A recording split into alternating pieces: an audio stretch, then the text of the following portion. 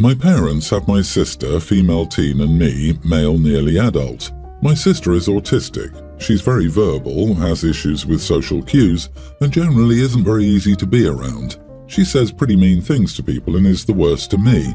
She has no filter, and I struggle to be around her. Sometimes I have to leave the table when we're having dinner or leave the house when she starts because I want to explode on her. My parents always tell me I need to understand it's the autism. She's learning and she's working with therapists on the behavior. They'll tell me over and over to be understanding.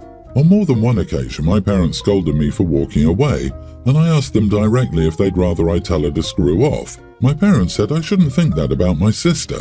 I told them they don't even know the half of it. They were appalled by that. But I don't want to be called a dumb idiot or told I'm ugly, to have her laugh at me when I do poorly at math.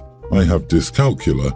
To have her make fun of me because I was upset my boss was hospitalized and he was pretty sick for a while. She's mean to many people to the point that I never bring my friends around the house or her, but like I said, it's worse with me and it's all the time. The other side of things is my sister cannot be left unsupervised for long. My sister will shut down regularly, and it's put her in some dangerous situations. She will always need more help and won't ever be capable of living entirely on her own. My parents' plan was always for me to take care of my sister when they were no longer able or when they were gone. I didn't mind before, but now? No, I'm not doing it.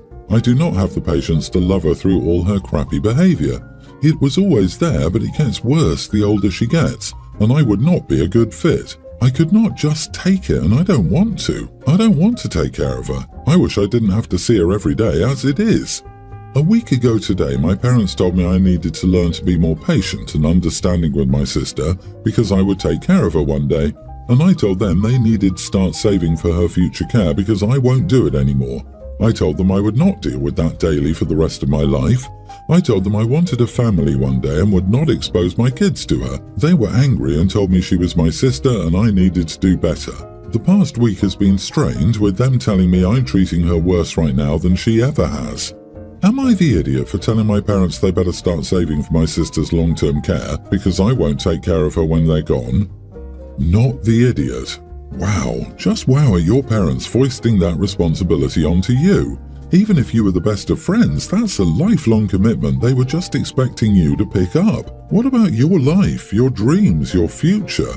Without the anger, you need to tell them you are your own person. You have a right to live your life and not just be a caretaker for your sister. I disagree. The main thing to understand is that they are scared. Terrified, in fact, of what will happen to her once they aren't there. They have no idea what to do, so they took the easy way out of deciding to sacrifice the rest of your life. It's a challenging situation, but you should be more patient with your sister. She probably won't be this bad forever. Teens in general are the worst people. What the heck? She's a teen and trying to learn how to behave herself. What did they do for the first years of her life? I know, anything she wanted, right? Anything to keep her quiet except teaching her from a young age how to control herself. OP, it's not your job or your responsibility. Your parents need to come to grips with this fact and reality. I agree. This mean behavior is not a symptom of autism. This is definitely a result of the parents simply letting her talk to her brother however she sees fit. So sister has made OP her verbal punching bag. A lot of times, overstimulation and other stressors come out in anger. But this is a constant barrage of personal insults and disgusting name-calling that is not characteristic of just being autistic. Holy crap, it makes me so mad when people act like it is. OP's sister will never be nice to him because the parents don't do crap to help her regulate that, except telling OP to ignore it. When you're 18, get out. Go to college or get a job in your own place. Your sister is not your responsibility. After high school, my friends and I left our hometown and I settled in a major city about a couple of hours away. My friend Elizabeth, who lives several states away, wanted to have her wedding back home. I helped her look for venues, specifically ones that were self-contained, i.e. where we could sleep, eat, have the ceremony and have the reception. Nancy, a hometown acquaintance, runs the venue we chose. While visiting and getting everything finalized, I discovered that Nancy's young teenage daughter Natalie is obsessed with a specific celebrity, Alice, to the point of having Alice-themed merch and posters on her walls. Elizabeth became friends with Alice a few years ago, but I didn't know until we had a logistics call that Alice would attend the wedding. Alice mentioned that she wanted to be just another friend at the event instead of doing things like taking photos and signing autographs, and that she was exhausted from her latest project, which involved a lot of fan interaction. I reassured her that we would stay out in the countryside with a small group of people so that everything would be fine, and she'd be just another wedding guest. The wedding went off without a hitch, but afterward, Alice posted a few photos with no location identifiers to social media. Still, Natalie follows her, recognized a couple of distinct landscape features, and was hysterical that Alice was at her mom's venue and she didn't get to meet her. Nancy is furious with me and thinks that I should have told her Alice was going to be there and that I should have gotten Natalie in front of her. I'm honestly torn and genuinely feel bad for Natalie, but it also feels like I would have violated Alice's privacy. Not the idiot. It's not your job to disclose the entire guest list to the venue's owner. The level of fame doesn't matter. Alice wanted a stress-free environment to be with her friend for her wedding. In my opinion, the needs of the guests exceed the needs of the venue owners when it comes to events. It's incredibly unprofessional of Nancy to make this demand. Did she think her daughter should have been invited to the wedding, or that the daughter would just be there with the staff hanging around, waiting to accost Alice for an autograph, photos and conversation? Either way, it's entirely unprofessional and inappropriate. Insanity levels of entitlement. Did you see what the Swifties did to Margaret Qualley's wedding? Oof. Elizabeth is entitled to the wedding of her dreams with family and friends. Alice knows how her celebrity can detract from that and appropriately raise the concerns. The fact that Nancy is now furious that a paying customer was unwilling to bend to her teenage daughter's whims is not okay. If Nancy keeps harping on this, I will put the whole story in your Yelp review. It's that not okay. I, 27 female, was obese throughout my childhood and teenage years. It was because food was my comfort then. My obesity came with many health concerns. I was always sick and I was so weak that I couldn't walk more than 30 minutes, and I couldn't wear a padded coat because its weight made my shoulder hurt. I was 5'2" and almost 200 pounds. My health deteriorated really fast, so I decided to lose weight. I lost 90 pounds but gained 35 pounds because I had depression. It had nothing to do with diet, but it started because I was so stressed about my GPA in uni and also was homesick. After I graduated, my depression didn't go away, and it was a really tough year for me. I recently started to lose weight again, and, surprisingly, eating healthy and going to the gym helped me lose 10 pounds and saved me from depression. Later, my doctor told me one of my reasons for weight gain was related to depression and hormones, so losing weight was actually a good choice for my mental health and encouraged me to stay fit. My husband, 28, was such a blessing through all this. We've been married for over a year and dated for 2 years. He was a rock for all my hard times. He's actually from an unhealthy and obese family, and the only one who didn't come out as obese because he never liked eating and enjoyed sports. He doesn't like eating because he has sensitive guts and some allergies. Last month we went for a visit to my in-laws. I started intermittent fasting, which worked wonders for me. I didn't eat breakfast usually, so it wasn't a really big deal for me. But it became a problem when I didn't eat late-night snacks at my in-laws' house and went out jogging with my husband in the morning. My sister-in-law, 35, accused me of being anorexic, which I'm definitely not, and she constantly called me out for fat phobia and anti-body positivity. She also said I was a bad influence on her kids, who are also morbidly obese even at a young age. It annoyed me, but I just let it slide. But then one of her teenage daughters, Lisa, reached out to me and asked if she could lose weight too. Apparently her mother said she should never bend to society's prejudice and lose weight, but Lisa disagreed. So I gave her some basic advice. Cut back on sugar intake, including soda, juice, chocolate and cookies. Eat more greens. Take a walk and try to go to the gym if she can. And I gave her some recipes for quick and delicious diet-friendly food. Simple salads, poke bowls and some desserts. When my sister-in-law heard it, she lost it. She called me some dirty names, and I should stop hating plus-size people and work on my ED. I became so annoyed that I told her, no, I don't hate overweight people, I respect them, but I'm afraid of being obese because it's generally unhealthy and it was personally damaging to my health and mentality. After that, basically, almost all my in-laws are telling me I'm in the wrong and should apologize and also get some therapy for my non-existent ED. I just don't know what to do. Am I the idiot? Tell her you don't hate plus-sized people, just plus-sized idiots.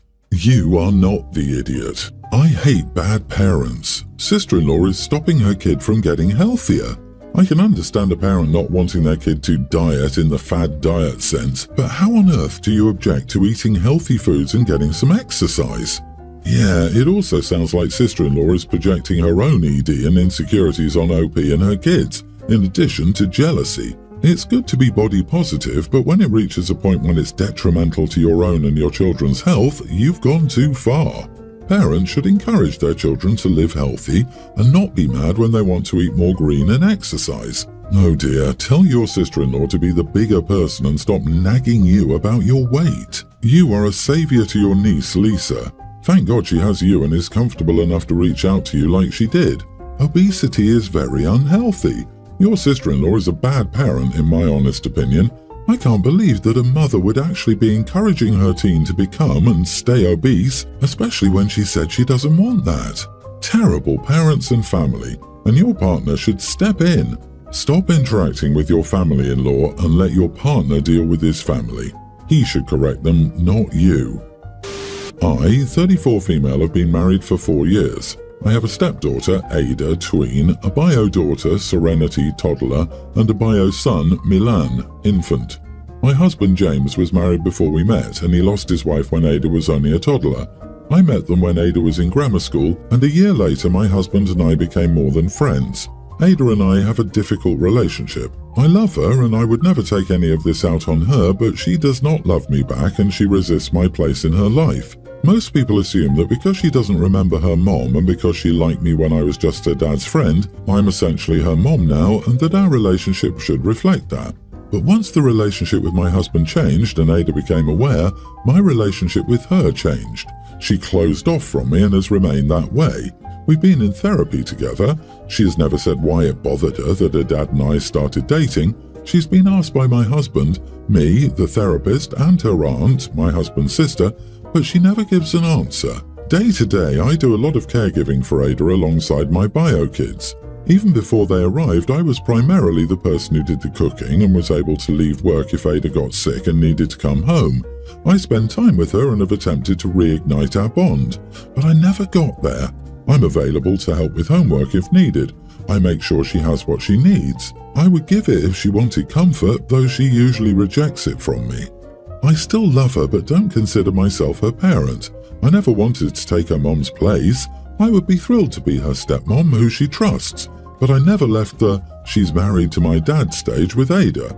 I know she doesn't see me as a family of any kind because in school she had a few projects where they had to do a diagram of people they considered family and she never added me. But still, most people call me a parent of 3 and some will call me a mom of 3. My husband's parents mentioned recently that I make being a parent of 3 kids look so easy. They said I probably want a bunch more and to be a mom of many kids since it suits me so well. I was feeling really low that day and I admitted to them I felt like a fraud when people consider me a parent to 3 because I do not feel like a parent of 3 and I don't feel like I'm Ada's parent. I sort of feel like someone who's just around her more than average. They were shocked and told me I was being silly and of course I'm her parent. They said I'm basically her mom. I told them Ada would be adamant that I am no mother to her. They got kind of snappy with me and told me I shouldn't take a kid's words to heart. They told me I was going to make Ada feel unloved if I kept feeling the way I did and thinking as I did. My husband got home just then and he told them to leave and defended me, but the words struck a chord with me. Am I the idiot? Not the idiot. They were probably surprised because that's not the picture they imagined of your family dynamics. However, a word of caution, don't tell people that because if your relationship with your stepchild does change, you don't want it to be common knowledge that you had a rough relationship. Being in your place is tough and I understand why you feel that way. It just might not be the most beneficial for you to share that to most people. You are the idiot. I think Ada will never look at you like her mother either, nor would she want to forget her mother who passed away. I don't think she dislikes you, but dealing with grief is hard. She's young and acting immature, which she is entitled to do as she is immature. You're the adult and need to be emotionally mature and continue to embrace her, even though I'm sure it's tough. Also, maybe try a different therapist. I can think of at least 4 reasons Ada might withdraw from you and that she might have difficulty expressing, but a good therapist, alone or with her dad, should be able to help her express them without putting words in her mouth. I, 22 male, confessed my feelings to my friend, 22 female, 2 months ago before finding out she was dating someone, so I just dropped the idea and never mentioned my feelings again. 2 weeks ago she was sick. I visited her twice that week, once with miso soup and the second time with a new book since she was bummed out about not being able to go to the bookstore. Kept her company and helped replace the cool wet cloth thingy on her forehead to lower her fever, but that's it, nothing romantic. Last week she and her boyfriend broke up. All I know about it is that it was a nasty argument. She came to me asking me out. I told her I'd already moved on and was seeing someone else. My friend got upset, asking me why I cared for her when she was sick if I'd moved on. I told her I did it since we're friends and that it's not my fault she interpreted it as me being still interested. She said I should have known it would give her the wrong idea, that I'd be waiting for her in case she gets out of her relationship with her now ex. Am I the idiot? Not the idiot. She was keeping you in a friend zone and as a backup. I bet she broke up because you took better care of her than her boyfriend. Asking you out right after they broke up is a red flag, so good on you. Bruh, come on, she wasn't keeping him anywhere. She was just dating someone else while simultaneously being his friend. I'm not saying OP is the idiot because they didn't do anything wrong, but the girl might have just needed time to process her feelings, and when she was too late, after misunderstanding OP's intentions, she got frustrated and acted somewhat entitled and bratty about it. Chill out, there doesn't always have to be a corrupt villain in every scenario.